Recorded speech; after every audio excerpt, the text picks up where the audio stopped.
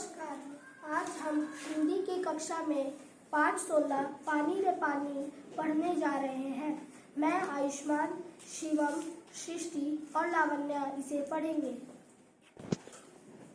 कहाँ से आता है हमारा पानी और फिर कहाँ चला जाता है हमारा पानी?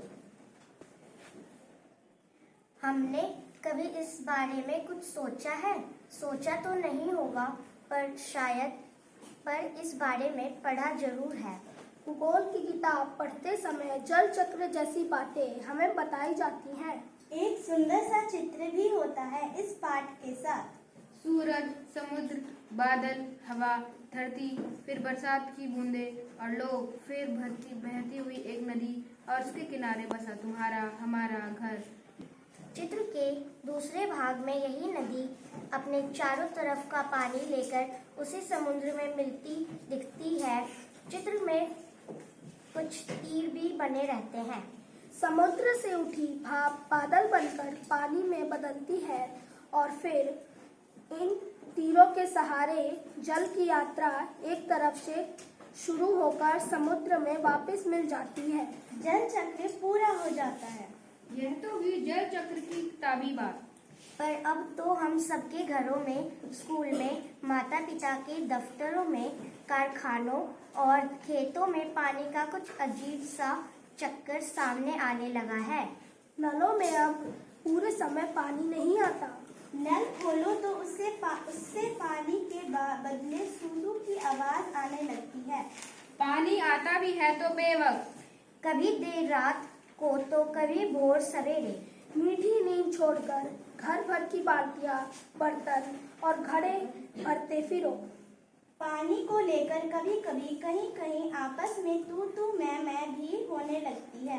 रोज रोज के इन झगड़े टंटों से बचने के लिए कई घरों में लोग नलों के पाइप में मोटर लगवा लेते हैं। इससे कई घरों का पानी खींचकर एक ही घर में आ जाता है। यह तो अपने आसपास का हक छीनने जैसा काम है। लेकिन मजबूरी मानकर इस काम को मोहल्ले में कोई एक घर कर बैठे तो फिर और कई घर यही करने लगते हैं। पानी की कमी और बढ़ जाती है। शहरों में तो अब कई चीजों की तरह पानी भी बिकने लगा है। यह कमी गांव शहरों में ही नहीं बल्कि हमारे प्रदेशों की राजधानियों में और दिल्ली, मुंबई, कोलकाता, चेन्नई और बेंगलोर जैसे बड़े शहरों में भी लोगों को भयानक कष्ट में डाल देती है। देश के कई हिस्सों में तो अकाल जैसी हालत बन जाती है। यह तो हुई गर्मी के मौसम की बात। लेकिन बरसात के मौसम में क्या होता है? लो, सब तरफ पानी ही बहने लगता है। हमारे तुम्हारे घर, स्कूल, सड़कों, रेल की पटरियों पर पानी भर जाता है। देश के कई भाग बाढ़ में डूब जाते हैं। यह बाढ़ ना गांव को छोड़ती है और ना मुंबई जैसे बड़े शहरों को।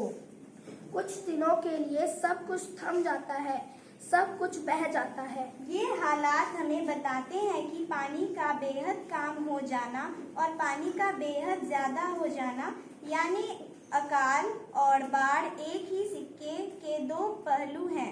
यदि हम इन दोनों को ठीक से समझ सके और संभाल ले तो इन कई समस्याओं से छुटकारा मिल सकता है। चलो थोड़ी देर के लिए हम पानी के इस चक्कर को भूल जाएं और याद करें अपनी गुल्लक को। जब भी हमें कोई पैसे देता है हम खुश होकर दौड़कर उसे झट से अपनी गुल्लक में डाल देते हैं। 1 रुपया, 2 रुपया, 5 रुपया, कभी सिक्के तो कभी छोटे बड़े नोट, सब इसमें धीरे धीरे जमा होते जाते हैं। फिर जब कभी हमें कुछ पैसों की जरूरत पड़ती है तो इस गुल्लक की बचत का उपयोग कर लेते हैं। हमारी यह धरती भी इसी तरह की खूब बड़ी गुल्लक है। मिट्टी की बनी इस विशाल गुल्लक में प्रकृति वर्षा के मौसम में खूब पानी बरसाती है। तब रुपयों से भी कई गुना कीमती इस वर्षों को हमें इस बड़ी गुल्लक में जमा कर लेना चाहिए। हमारे गांव में, शहर में जो छोटे बड़े तालाब, झील आदि हैं, वे धरती के गुल्लक में पानी भरने का काम करते हैं। इनमें जमा पानी जमीन के नीचे छिपे जल के भंडार में धीरे धीरे रिसकर छनकर जा मिलता है। इससे हमारा भूजल भंडार समृद्ध होता जाता है। पानी का ये खजाना हमें दिखता नहीं, लेकिन इसी खजाने से हम बरसता का मौसम बीत जाने के बाद पूरे साल भर तक अपने उपयोग के लिए घर में, खेतों में, पाठशाला में पानी निकाल सकते हैं।